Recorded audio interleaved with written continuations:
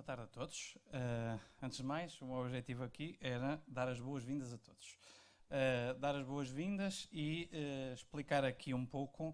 bocadinho o racional e o conceito do curso e qual é a ideia de o porquê de criarmos um curso de atualização em medicina cardiovascular. Todos nós sabemos que a medicina cardiovascular, isso é uma grande vantagem da nossa área, e se calhar por isso é que gostamos tanto dela, é que evolui de forma muito rápida, estão constantemente a sair novos estudos, novos ensaios clínicos, novas guidelines que alteram a forma como nós tratamos os nossos doentes. E o objetivo deste curso é que o cardiologista, sobretudo o cardiologista que faz clínica, que vê doentes, consiga em apenas 2 dias, 3 dias, conseguir desde a prevenção cardiovascular, que é o que vamos começar hoje, até a área da insuficiência cardíaca, até às inovações da cardiologia, que será no último dia, no sábado, consiga ter de facto uma visão geral daquilo que está a acontecer, daquilo que está a mudar na forma como tratamos o doente com medicina cardiovascular. E, portanto, o conceito deste curso é pura e simplesmente este. Primeiro que tudo, atualização científica do nosso conhecimento, basear isto muito na evidência científica, e por isso é que nós temos aqui no vosso manual, no vosso programa, quais vão ser os artigos que vão estar em análise, mas mais importante do que estar aqui com muita discussão científica, o que é importante, e por isso é que nós convidamos de facto especialistas nesta área, é que nos façam a digestão destes artigos e que nos integrem isto na forma como eles mudam ou tratam a doença cardiovascular. E portanto queremos aqui de facto um foco na prática clínica, e um quarto foco é para integrar o conhecimento e para que haja aqui um espaço de discussão. Vamos tentar que no final, eu pedi aos apresentadores que sejam relativamente curtos na parte da palestra, para depois termos sempre algum tempo de discussão. Como é que vamos tentar funcionar com a discussão? Podemos fazer a discussão normal de parte de microfone, pedirem um microfone, mas toda a gente tem, e vamos continuar a distribuir isto. É fácil colocar uma pergunta, fazerem chegar estas perguntas aos moderadores, para que depois, no fim, às vezes é mais rápido para conseguirmos ir de forma mais sistemática a várias perguntas, em vez de estarmos, se calhar, às vezes só com uma dúvida, conseguirmos rapidamente abordar várias dúvidas. E, portanto, fica o desafio. Isto não é muito habitual nas nossas reuniões, mas faz-se muito lá fora, nos Estados Unidos, por essa Europa fora, colocarem as vossas perguntas aqui, para depois conseguirmos responder a mais perguntas, digamos assim, durante esta fase da discussão. E, portanto, é um bocadinho este o conceito, não é? No fundo, tentar trazer para cada uma das apresentações, há aqui alguns objetivos específicos de atualização que foram pedidos aos apresentadores, para que tentem responder a estas dúvidas que nós todos temos na prática clínica e que integrem nas suas apresentações e, portanto, obriguem-nos também a que deem as suas perspectivas, que não vão só apenas aos artigos, mas que, no fundo, façam esta transição entre aquilo que deve ser a teoria e aquilo que deve ser a prática. Uma nota também para que nós temos aqui de facto selecionados artigos, o objetivo também foi só pegarem artigos dos últimos ano, máximo ano e meio, que mudam a prática clínica, e estes artigos vão ser disponibilizados aos participantes no curso. Nós vamos ter a médio prazo uma plataforma onde também vão estar os vídeos e os slides do curso, mas vamos tentar durante ainda o curso partilhar uma Dropbox, por exemplo, para que possam aceder a estes ensaios clínicos e estes estudos, porque de facto alteram a nossa prática clínica. Portanto, a ideia não é aqui ter só um momento de formação durante estes 2 dias, mas no fundo, para quem quiser ir digerir um bocadinho mais determinados tópicos, possa em casa também ir ler um pouco mais sobre cada um dos temas que vão sendo abordados. Porque eu acho que isto de facto foi dito pelo Einstein, acho que isto é muito importante na nossa prática clínica, não é apenas aprender os factos, mas também obrigar um bocadinho aqui as pessoas, estimular as pessoas a pensar naquilo que é dito, e cada um vai tirar as suas conclusões à sua maneira e aplicar na prática clínica. Eu acho que isto aplica-se muito ao raciocínio médico e à forma como nós vemos e integramos os artigos científicos, as guidelines, etc., que vão saindo. E, portanto, era sobretudo isto que eu queria demonstrar, lembrar a questão dos artigos, e depois costumamos dizer, havia aqui um médico muito conhecido do Porto, que costumava dizer que o médico só sabe de medicina, nem de medicina sabe. E, portanto, tentamos que neste curso houvesse um bocadinho mais para além da ciência, para além de estarmos aqui sempre a rever artigos científicos. Então vamos ter 3 momentos. O primeiro momento, que já devem ter visto no programa, vamos ter aqui hoje, às 6 da tarde, aquela que eu se calhar diria que é atualmente a figura mais proeminente da medicina,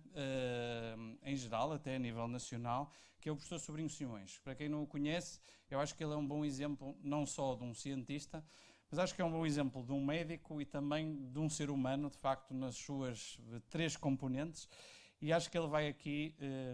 fazer aqui uma espécie de uma tertúlia connosco. Eu não sei exatamente o que é que ele vai falar, ele disse que era surpresa, mas de facto acho que vai ser aqui uma conversa interessante em que ele vai partilhar um bocadinho destes seus dilemas enquanto médico, enquanto homem e enquanto cientista. Portanto, este será um primeiro momento fora programa científico. Depois, queríamos também convidar, e ainda temos inscrições para as pessoas que o queiram. Vamos ter aqui um momento para também falarmos todos e estarmos todos em convívio, não é? Aproveitar este evento, como disse o professor João Moraes, em que nós, cardiologistas, estamos juntos, para termos um bocadinho de interação e falarmos também um pouco fora daqui. E então criamos este jantar, que vai ser amanhã à noite,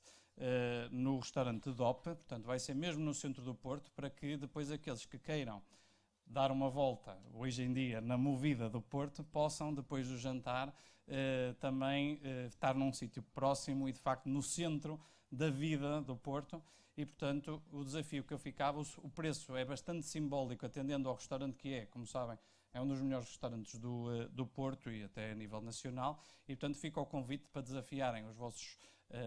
colegas de serviço, os vossos amigos, para participarem também neste espaço que se quer uma coisa informal e sobretudo de convívio entre colegas. E o último ponto, porque como dizíamos, há mais vida para além da ciência, organizamos no último dia, vai haver um autocarro a sair daqui no sábado, no fim da última sessão, uma visita guiada a 2 marcos do Porto. Um muito conhecido, para quem quiser subir lá acima, à Torre dos Clérigos, conseguimos organizar isso. Vamos ver como é que vão estar as condições de tempo. Mas depois há outra coisa, que é independente do tempo, que é uma coisa que pouca gente conhece, mas que é um dos passos mais bonitos do Porto, que é este que aqui está à esquerda, que é o Paço Episcopal do Porto, que é onde vive atualmente o Bispo do Porto, e que, como poderão ver, é um espaço único, é um espaço excepcional, que só agora é que foi aberto ao público, e de facto é um sítio, não só pelo palácio em si, mas também pelas vistas, que se calhar são as melhores vistas do Porto para o rio e para a ponte, é de facto uma visita, eu já lá fui, que vale de facto a pena. E portanto fica aqui o convite para participarem, quer na parte científica, mas também nesta parte mais social e de interação entre todos. Obrigado a todos. Boa tarde a todos. Antes de mais, de facto, a primeira palavra que eu queria dizer é que, infelizmente, se calhar durante demasiado tempo, o cardiologista demitiu-se um bocadinho da diabetes e, de facto, isto aconteceu, já vamos ver porquê, por algumas razões históricas, mas, sobretudo, por alguma frustração, digamos assim, no tratamento da diabetes, sobretudo na questão daquilo que nos interessa a todos como médicos, cardiologistas, que é a redução dos eventos cardiovasculares. De facto, esta é provavelmente, para mim, uma das grandes histórias da medicina em geral e da medicina cardiovascular dos últimos 5 anos, a forma como isto tem vindo a mudar a nossa percepção de como devemos fazer o tratamento da diabetes, sobretudo da diabetes no doente com doença cardiovascular. Eu dividi esta apresentação sobretudo em 3 partes. Perceber um bocadinho desta questão do que é que nós sabíamos até agora e quais eram os objetivos de tratamento do doente com diabetes. Depois, falar o que é que tem vindo a ser esta história da redução dos eventos cardiovasculares com os novos antidiabéticos orais e aquilo que é, entre aspas, as implicações, o novo paradigma do tratamento da diabetes no doente com doença cardiovascular. A primeira questão que nós devemos colocar é o que é que tratamos alguns doentes, porque é que tratamos os doentes em geral, nomeadamente o doente diabético, para que é que o tratamos? E a resposta, eu diria que vem da Grécia Antiga, já de tempos imemoriais, de tempos dos Hipócrates, que nos dizia sempre que o médico tem 3 funções. Sempre que possível salvar uma vida, pelo menos preservar a saúde ou pelo menos aliviar o sofrimento. E o que é facto é que quando nós olhávamos para a terapêutica da diabetes, e por isso é que o cardiologista se desinteressou da terapêutica da diabetes, o que nós vimos é que nós, quando muito, aliviávamos um bocadinho o sofrimento, porque diminuíamos as complicações microvasculares, mas de facto éramos muito pouco eficazes na redução dos eventos macrovasculares quando utilizávamos a estratégia de redução da hemoglobina A1C. A única coisa que conseguíamos era modificar a história natural da diabetes, mas era à custa do tratamento dos outros fatores de risco cardiovascular, nomeadamente da hipertensão e da dislipidemia, e não tanto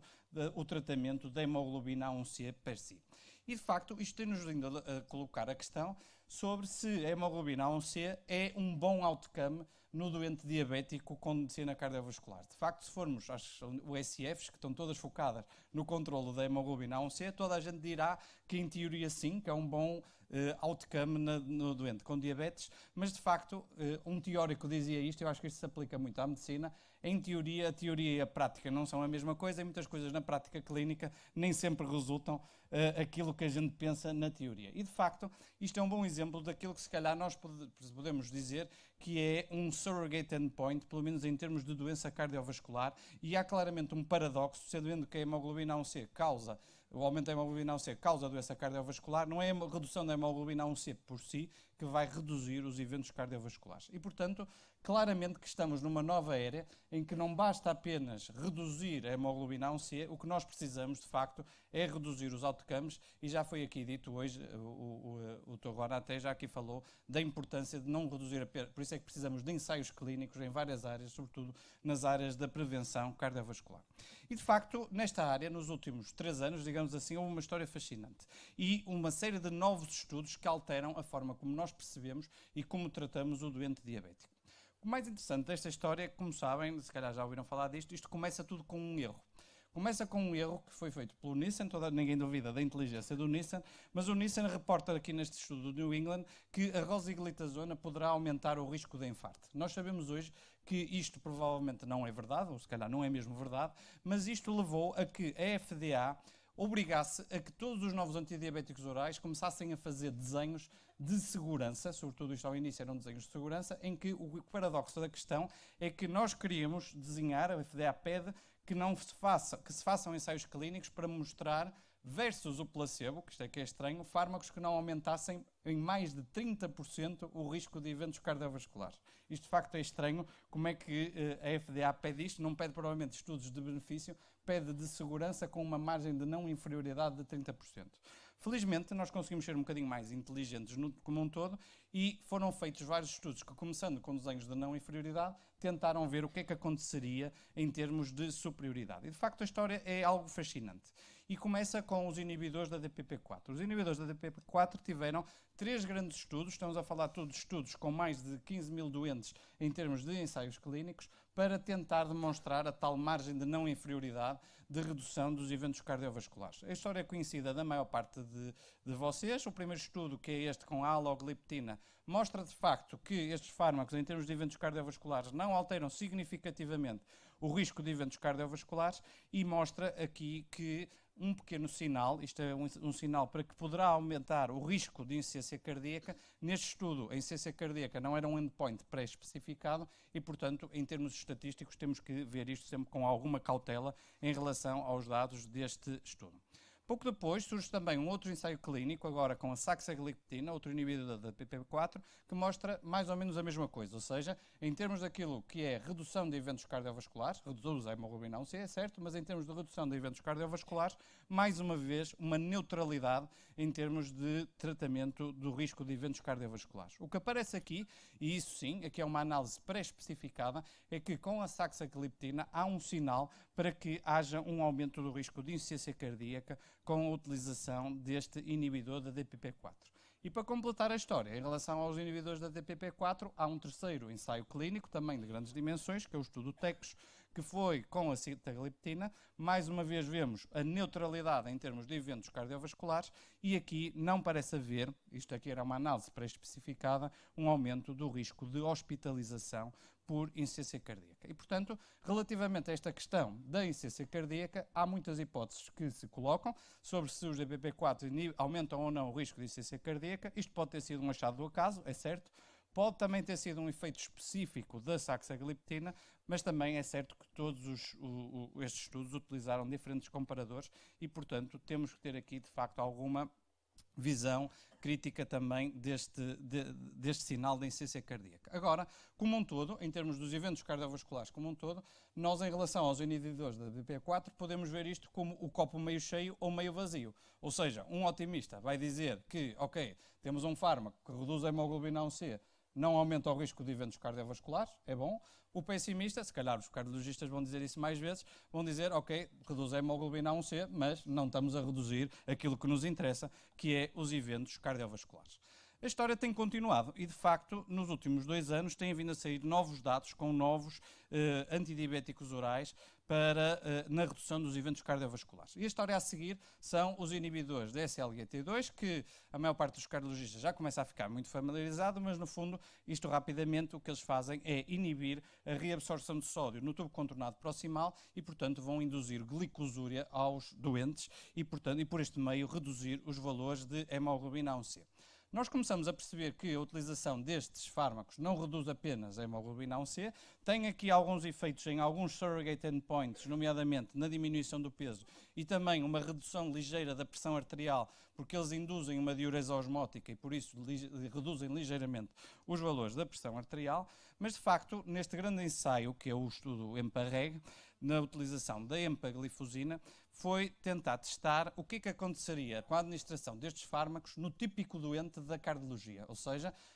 vimos até agora o professor João Moraes a falar do rivaroxabana vascular dose, vimos aqui os inibidores da PCSK9, vimos aqui o canakinumab, todos eles feitos em prevenção secundária, e este estudo foi precisamente pegar no doente típico da cardiologia, doente com doença cardiovascular estabelecida, e testar o que é que aconteceria em termos de redução dos eventos cardiovasculares. E de facto, a história é bem conhecida. A história de facto foi uma surpresa praticamente para toda a gente, quando se viu que este fármaco, a empaglifosina, reduzia em 14% o risco de eventos cardiovasculares, mas mais surpreendente ainda foi uma redução agora da mortalidade total em cerca de 30%, e reparem, em termos de risco de hospitalização por insuficiência cardíaca, uma redução de facto marcada, dramática quase, do risco de hospitalização por insuficiência cardíaca. E depois é interessante observar alguns detalhes do estudo. É interessante observar que, reparem que a separação das curvas ocorre logo após alguns meses do início da terapêutica, é um efeito de facto muito precoce. Nós vemos uma redução da mortalidade cardiovascular e depois outro sinal que é interessante é que não é só a magnitude de redução do risco relativo, é também a magnitude de redução do risco absoluto, com o número de doentes que é necessário tratar, que são de facto baixos para aquilo que nós estamos habituados a ver em estudos na área cardiovascular. E de facto, como dizíamos ainda há pouco, se isto é evidente em termos da análise do endpoint composto de eventos cardiovasculares, em termos de risco de hospitalização por insuficiência cardíaca, nós temos de facto uma redução muito grande do risco de insuficiência cardíaca e reparem, a separação das curvas é praticamente imediata a partir do momento em que o doente inicia o tratamento com a empaglifosina, sendo que há também claramente aqui um sinal para uma redução da mortalidade total com um number needed to treat ao fim de 3 anos de cerca de 39. Há aqui alguns dados que importa ver. Como sabem, a empaglifosina pode ser dada quer nas doses de 10 e 25 mg. Os 25 reduz um pouco mais a hemoglobina A1C, mas para a utilidade de redução dos eventos cardiovasculares, o que nós vemos é que basta a dose dos 10 mg para a redução do risco de eventos cardiovasculares, como foi aqui bem demonstrado. O que é interessante de também ver é que estes fármacos, atuando no rim, nós percebemos que não é só uma questão de cardioproteção, mas podemos hoje já dizer de forma consistente que há também um efeito benéfico sobre o risco de progressão, nomeadamente da nefropatia diabética, porque isto é uma segunda análise do estudo, no segundo endpoint, em que mostra também, de facto, uma diminuição dos endpoints, não só cardíacos, mas também dos endpoints renais. E, portanto, isto abriu, de facto, um novo mundo no tratamento da doença cardiovascular com a utilização dos inibidores da SLGT2. E, de facto, há aqui 4 questões que nós nos devemos levar a interrogar quando vemos estes dados e, hoje em dia, que são os grandes pontos em cima da mesa relativamente a esta questão, que é o que é que está a causar isto? Isto não é um mecanismo dependente da hemoglobina A1C, se isto é um efeito de classe ou não, se isto se pode aplicar em doentes de mais baixo risco cardiovascular e também se isto é extrapolável para outro tipo de doentes não diabéticos. Eu vou tentar responder a algumas destas questões à luz do conhecimento atual. Relativamente ao mecanismo,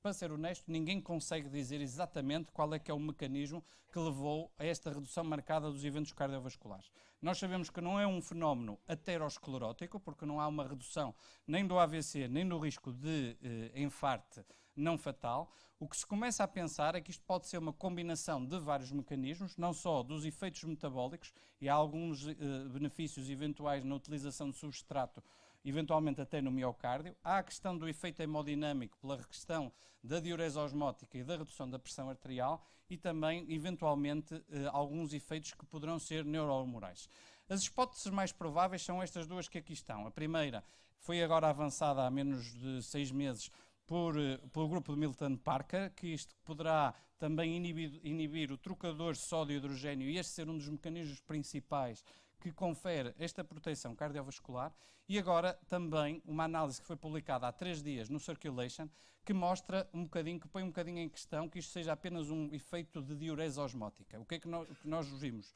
Vimos que naqueles doentes com insuficiência renal crónica, com baixas taxas de filtração glomerular entre os 30 e os 50, em que o fármaco tem um efeito muito reduzido em termos de diurese osmótica, continuou a ver-se uma redução significativa dos eventos cardiovasculares. Portanto, há de haver alguma explicação que saia fora, pura e simplesmente, da hemoglobina A1C e que saia fora desta questão do efeito hemodinâmico ou da diurese osmótica. O segundo ponto é se isto será eventualmente um efeito de classe ou não e se isto é extrapolável aos outros inibidores da SLGT2. De facto, nós até agora não sabíamos responder a esta questão, mas em setembro deste ano foi publicado um novo ensaio clínico com um outro inibidor da SLGT2, que é a canaglifosina. Eu não vou aqui entrar em grandes detalhes sobre este estudo, até porque este estudo tem algumas limitações em termos de metodologia na forma como foi feita esta análise dos endpoints, mas de facto, de uma forma geral, nós observamos um efeito que é sobreponível àquele que ocorreu no EMPA-REG. Reparem mais uma vez a redução, uma tendência para a redução da mortalidade, mas sobretudo o tal sinal da redução da hospitalização por insuficiência cardíaca. Um terceiro ponto, que é geralmente o que nós hoje em dia estamos a discutir, é, ok, foram incluídos nesses ensaios clínicos doentes de muito alto risco cardiovascular, e é saber se isto é extrapolável para doentes de mais baixo perfil cardiovascular. Nós ainda não sabemos isto em concreto, mas sabemos algumas análises, agora do chamado mundo real, eu não gosto muito da definição do mundo real, mas isto são uma base de dados de 300 mil doentes de vários países, em que fizeram uma comparação dos estudos com análise de propensity score matching. E o que eles observaram é que, isto aqui não em ambiente de ensaio clínico, portanto estudo observacional, foi uma magnitude de redução de eventos cardiovasculares, agora em doentes em prevenção primária e não propriamente em prevenção secundária, que era sobreponível àquela que se observava nos tais estudos no EMPA-REG e no estudo Canvas. A última questão, eu diria que é a questão do $1 million question atualmente, que é saber se estes dados são eventualmente extrapoláveis agora para fora do âmbito da diabetes, nomeadamente no tratamento do doente com doença cardiovascular e que tenha, por exemplo, insuficiência cardíaca. E o que nós temos hoje em dia é 2 grandes estudos a serem feitos, por um lado, no doente com insuficiência cardíaca com fração de ejeção reduzida e, por outro lado, no doente com insuficiência cardíaca e fração de ejeção preservada, tudo doentes sem diabetes, que agora vão testar se estes inibidores da SLGT2 vão ser, de facto, uma arma de tratamento para além da questão da redução da hemoglobina A1C. O último ponto que eu queria focar, e porque esta história não acaba nos inibidores da DPP-4, é a questão de outros fármacos que nós cardiologistas também se calhar vamos ter que aprender a utilizar, que são os agonistas da GLP-1. Eu só recordo aqui rapidamente que quando nós utilizávamos os inibidores da DPP-4, o nosso objetivo era impedir a degradação da GLP-1. O que nós o fazemos com estes fármacos novos antidiabéticos orais, é dar agonistas diretamente do receptor do GLP-1. São fármacos, existem vários atualmente em curso, 4 fármacos, todos eles para já têm o inconveniente de terem que ser injetáveis. E o que é que nós vimos em termos de eventos de ensaios clínicos? Primeiro grande estudo, que foi com a utilização do liraglutide. O liraglutide, numa população semelhante à dos estudos anteriores, é mais um estudo positivo, mostrando que nós podemos, de facto, alterar a história natural da doença do doente com diabetes, com uma redução de eventos cardiovasculares que é clara também neste estudo, no estudo LIDER. O que é interessante nós vermos é que agora nós temos um novo mecanismo de ação, ou seja, enquanto que os inibidores da SLGT2 mostraram sobretudo uma redução da hospitalização por insuficiência cardíaca, o que nós vemos é que com estes agonistas da GLP-1 nós provavelmente temos um efeito mais anti-aterosclerótico, se quiserem, com uma tendência para a redução do infarto e do risco de AVC e não tanto um efeito na redução da hospitalização por insuficiência cardíaca. E reparem aqui também que quando a gente analisa as curvas de sobrevida, não é um efeito tão imediato quanto aquele que se obtém com os inibidores da SLGT2 demora mais ou menos um ano, que também é compatível com esta hipótese mais aterosclerótica,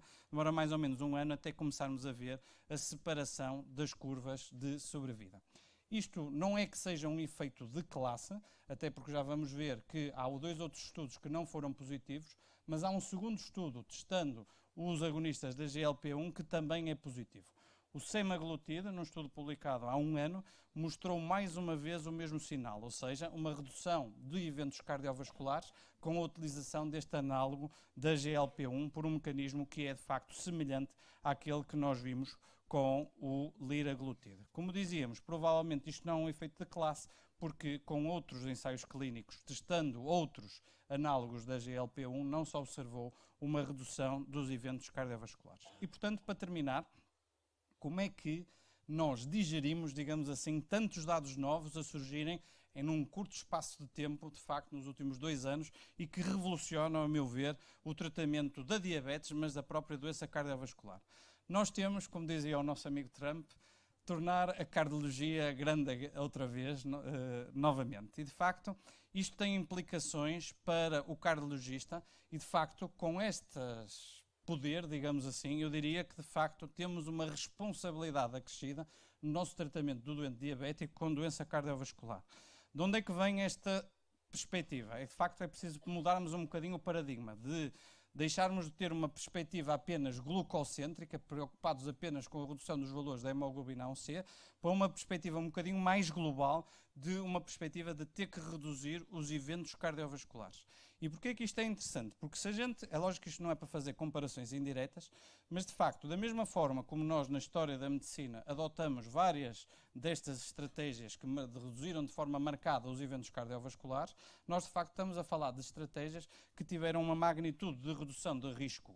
relativo e já agora absoluto, que é semelhante a várias estratégias que utilizamos no passado. Mais uma vez vemos aqui, não é, a comparação de alguns estudos com estatinas e com a utilização dos IECAs, que todos nós utilizamos na nossa prática clínica atual, e de facto a comparação com os dados que estes estudos dos inibidores, dos novos antidiabéticos orais, podem ter em termos de implicação clínica. E, portanto, o que nós costumamos a ver é isto mesmo, ou seja, uma responsabilidade acrescida do cardiologista intervir na medicação da diabetes, não aqui para reduzir a hemoglobina A1C, mas para reduzir aquilo que nos interessa a todos, que é reduzir os eventos cardiovasculares, mas de facto algo que as guidelines já começam a dizer é que a terapêutica de primeira linha no doente que tem a diabetes e doença cardiovascular estabelecida, depois da metformina, terá que ser um destes agentes que reduzem o risco cardiovascular do nosso doente. E, portanto, para terminar, de facto isto é algo que é uma história fascinante. Não é certamente o fim da história, mas claramente é o início de uma nova era e de uma nova perspectiva no tratamento da diabetes e da doença cardiovascular como um todo. Obrigado a todos. Ricardo Fontes de Carvalho, sobre associação entre fibrilação auricular, o cérebro e o risco de AVC. Momento para uma mudança de paradigma, implicações para o encerramento do apêndice auricular esquerdo. Bom dia a todos. Antes de mais, é sempre bom ver tanta gente aqui num sábado de manhã. E, de facto, isto é uma das mesas que eu achei mais interessante quando estive a desenhar o programa, porque nós vivemos, eu diria, um tempo fascinante em que começamos a perceber que a associação entre o coração e o cérebro é muito mais íntima e muito mais próxima do que aquilo que a gente pensávamos, até em termos filosóficos, não é? A separação entre o coração e a razão, de facto, cada vez é mais íntima. Este quadro, que não é um quadro, é um fresco que toda a gente conhece, que é de um dos sítios que eu considero, quem me conhece sabe que eu gosto muito de pintura, de um dos sítios mais, um dos 3 sítios mais bonitos do mundo, que é a Capela Sistina, mostra muito esta associação entre o coração, que é o Deus a dar a vida a Adão, e o cérebro, porque, como sabem, já devem ter ouvido falar que o Michelangelo, que era um anatomista, representou muito provavelmente aqui um cérebro com as várias circunvoluções, se virem isto depois traduzido para a anatomia cerebral, e de facto marca bem aquilo que é a associação entre o coração e o cérebro. E se há a doença em que isto se vê de forma íntima, esta é a fibrilação auricular, sobretudo aquilo que nós temos vindo a perceber nos últimos 5 anos, e eu diria atualmente que a fibrilação auricular e esta relação entre o coração e o cérebro é provavelmente das áreas mais fascinantes atualmente da cardiologia e da medicina cardiovascular. Porquê? Porque nós, durante mais de um século, vivemos num paradigma. Vivemos num paradigma que dizia que os trombos na fibrilação auricular, havia uma associação entre a formação do famoso coágulo no apêndice auricular esquerdo que embolizaria e que causaria o acidente vascular cerebral. De facto, nos últimos 5 anos, isto progrediu muito e hoje em dia nós podemos dizer que este paradigma, eu não digo que esteja ultrapassado, mas claramente está incompleto, porque precisamos de perceber muito mais do que esta explicação, que eu diria muito simplista, entre a formação do coágulo no apêndice e depois o risco de alterações cerebrais. Eu vou dividir esta apresentação em 3 partes e a primeira parte, de facto, vai focar o porquê de nós hoje em dia percebermos que este paradigma é incorreto e o primeiro erro que nós habitualmente dizíamos, que estamos habituados a considerar, é que a fibrilação auricular apenas causa o risco do AVC tromboembólico. O que nós começamos hoje em dia a perceber é que a fibrilação auricular não é só a questão de causar um AVC cardioembólico, é que a fibrilação auricular causa um declínio cognitivo, causa demência nas pessoas com fibrilação auricular. E se isto era evidente nas meta-análises, este estudo, que foi publicado há apenas uma semana no European Heart Journal, mostra isto de forma praticamente inequívoca. Pegaram em 7.000 doentes, seguidos ao longo de 16 anos, e o que nós vemos aqui é que, de facto, sempre que o doente tem fibrilação auricular, tem um declínio cognitivo adicional, para além daquilo que era expectável, simplesmente baseado na idade, sabendo nós que a fibrilação auricular vai duplicar o risco de vir a doente a ter demência, independentemente do risco de AVC. O que é que pode explicar isto? Várias explicações têm vindo a ser apontadas. Nós começamos a perceber também que não é só a questão do AVC cardioembólico clássico, mas também que provavelmente a fibrilação auricular está associada à formação de outros pequenos coágulos, de microembolizações, que depois vão causar aquilo que a gente chama infartos AVCs subclínicos, e isto poderá estar associado ao risco de demência. É muito mais do que isto, é muito mais do que esta associação do risco de AVC e dos infartos subclínicos. Há também alterações do próprio débito cardíaco, que hoje em dia percebemos que vai acelerar o declínio cognitivo das pessoas e, de facto, há aqui claramente um novo paradigma na compreensão desta associação entre o coração e o cérebro. E o que é interessante percebermos é que nós hipocoagulamos os doentes, sobretudo para impedir o risco de AVC, mas hoje já podemos também dizer que a hipocoagulação vai atrasar este declínio cognitivo que está associado ao risco de fibrilação auricular, e são em curso, por exemplo, estudos que estão a testar até se os NOACs, por causa daquelas questões do microbleeds, eu não vou aqui entrar em muitos detalhes, se poderão dar um incremento adicional, digamos assim, nesta maior proteção da demência cognitiva associada à fibrilação auricular. O segundo mito, que está atualmente ultrapassado, é todos nós pensávamos que fibrilação auricular, quando surge o momento da fibrilação auricular, que se forma o trombo, e depois isto é que leva à embolização do coágulo e ao risco do AVC. Como sabem, isto são dados muito conhecidos, e reparem, não é apenas de um estudo, são de estudos em que o doente tem implantado dispositivos, nomeadamente pacemakers, CDIs, etc., e tentaram perceber o que é que acontecia, qual era a relação temporal entre a fibrilação auricular e o risco do doente vir a desenvolver AVC. E o que é fascinante vermos, primeiro, é que há cerca de 15% dos doentes têm a fibrilação auricular depois de terem o AVC, portanto, claramente não há uma associação temporal entre os dois eventos, e reparem nestas análises que uma grande percentagem dos doentes não tiveram fibrilação auricular antes do episódio do AVC, o que de facto deita por terra uma grande parte desta relação que nós antes pensávamos ser muito linear entre o ritmo e o aparecimento de AVC. E de facto não é surpreendente quando a gente tenta analisar nas meta-análises qual é que é a relação com o AVC entre as estratégias de controle do ritmo. Não estou aqui a falar de mortalidade, que os arritmologistas muitas vezes nos dizem que os antiarrítmicos são também pró-arrítmicos. Quando a gente olha só para o AVC, quando temos estas duas estratégias e comparamos as duas estratégias, não vemos de facto uma redução significativa do risco do doente vir a ter um AVC. E, portanto, há aqui uma clara mudança de paradigma. Há uma mudança de paradigma para deixarmos de ver a fibrilação auricular como um fator de risco individual no risco de AVC, ou seja, de uma doença focal, para começarmos a perceber que a fibrilação auricular, muito provavelmente, é uma manifestação de uma doença mais complexa, de uma doença sistémica, em que os vários fatores de risco, muitas das vezes associadas a outras patologias cardiovasculares, vão causar aquilo que a gente chama hoje em dia uma miopatia auricular ou um substrato auricular, e depois isto por alterações na parede da aurícula esquerda, a formação de um estado procoagulante que depois pode de facto causar o risco da demência e do risco do AVC. E de facto temos ainda mais dados a favor desta questão, não é só a questão da relação temporal. Como sabem, têm vindo a ser publicados vários estudos. Este é um estudo de Holter que vem da Dinamarca e que mostra que não é só o ritmo de fibrilação auricular que pode estar associado ao risco de AVC. O doente, quando tem uma extracistolia supraventricular muito frequente, está associado ao risco de aparecer AVC, independentemente de vir ou não a desenvolver, no entretanto,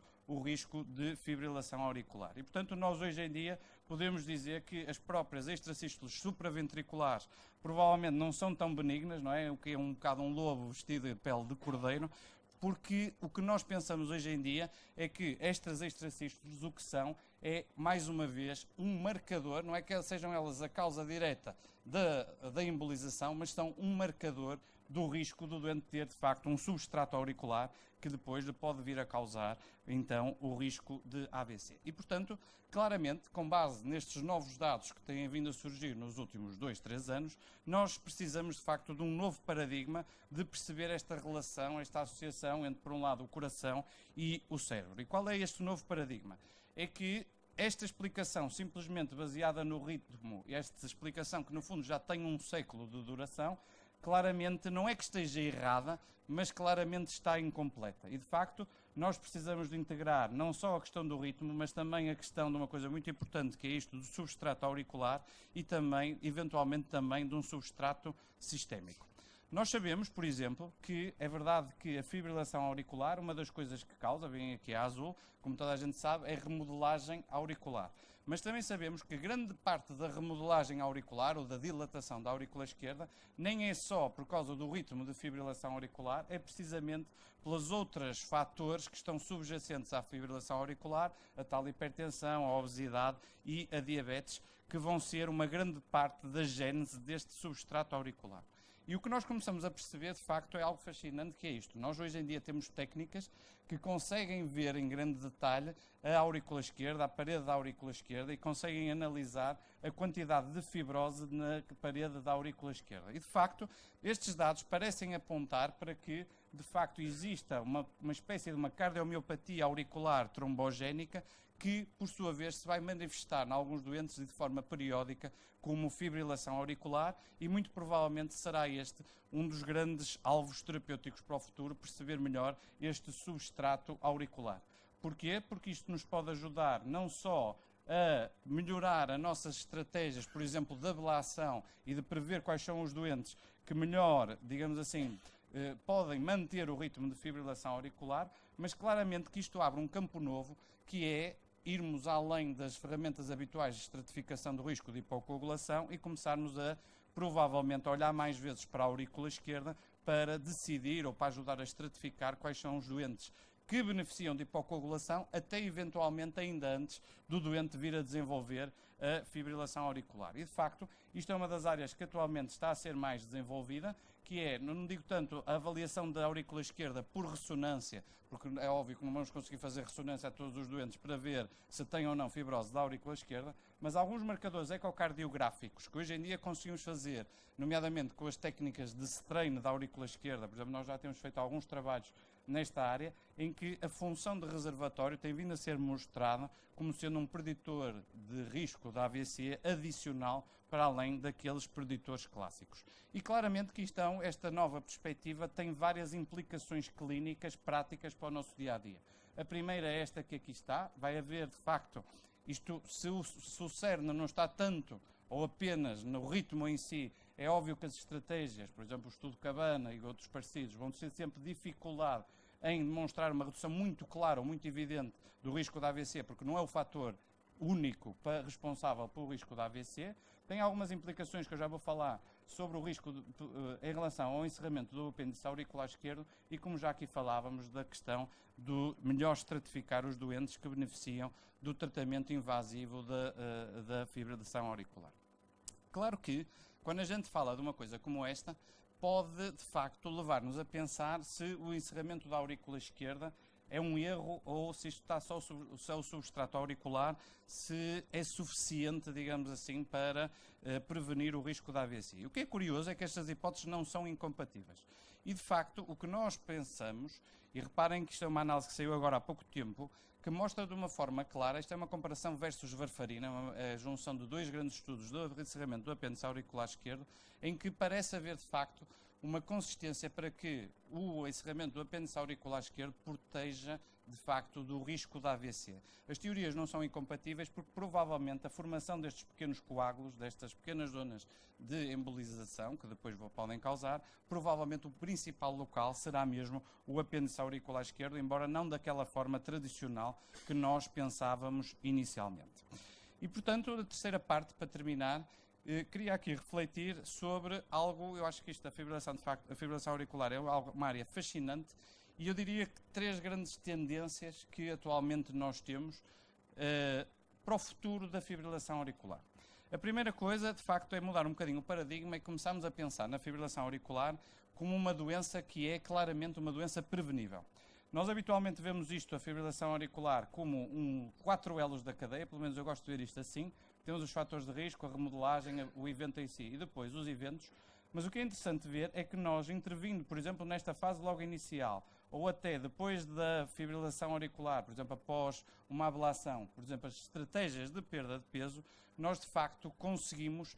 alterar a história natural da doença e reduzir o risco de embolização, provavelmente, e o risco de recorrência da fibrilação auricular. Todos conhecem os dados deste estudo Legacy. O estudo Legacy foi um estudo em que pegaram em doentes com fibrilação auricular e obrigaram-nos a fazer uma perda dramática de peso e verificamos que estas estratégias de intervenção, sobretudo sobre o peso, tinham um impacto que é praticamente semelhante à de um antiarrítmico ou de uma estratégia de ablação da fibrilação auricular para, de facto,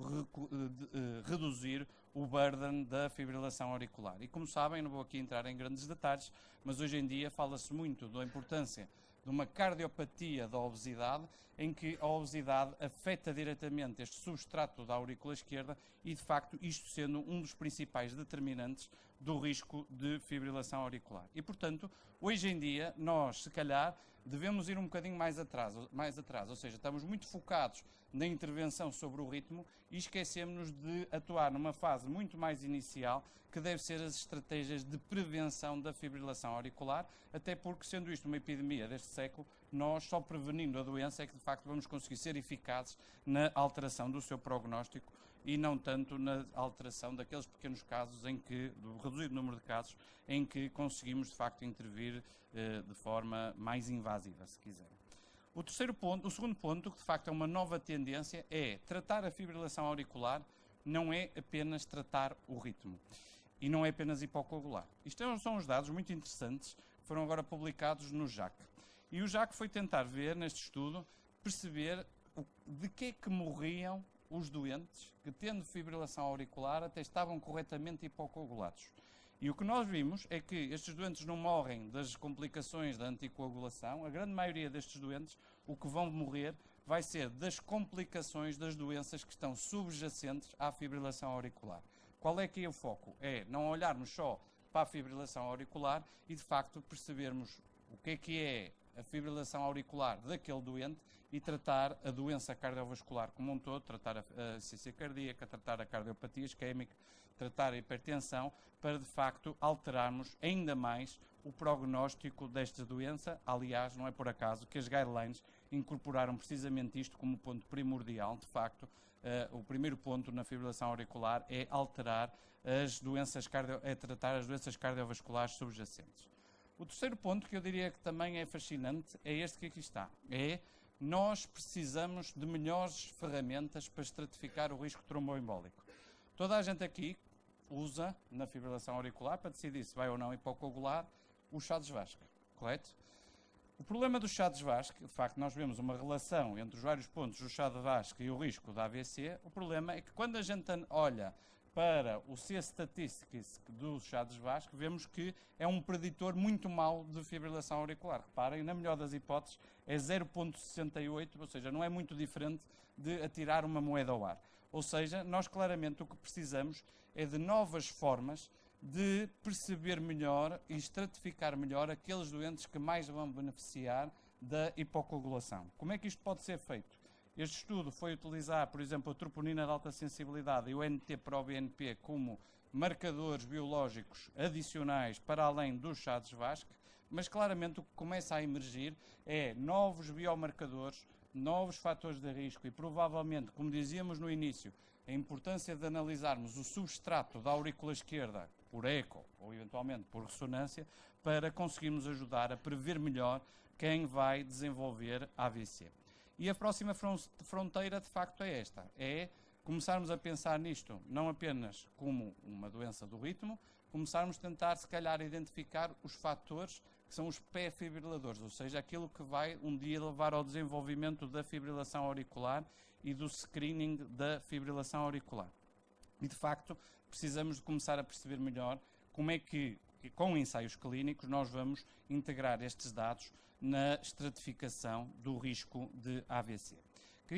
Não queria deixar de referir algo que eu acho que é muito importante, é apostarmos cada vez mais no screening da fibrilação auricular. Muitos doentes estão assintomáticos com fibrilação auricular e, como sabem, hoje em dia existem várias estratégias, sobretudo aquelas centradas neste tipo de dispositivos que se podem acoplar ao telemóvel, que permitem, de facto, um screening maciço. Os próprios, hoje em dia, os esfigmomanómetros poderem capacidade de ver se o doente tem risco de fibrilação auricular. O último ponto que eu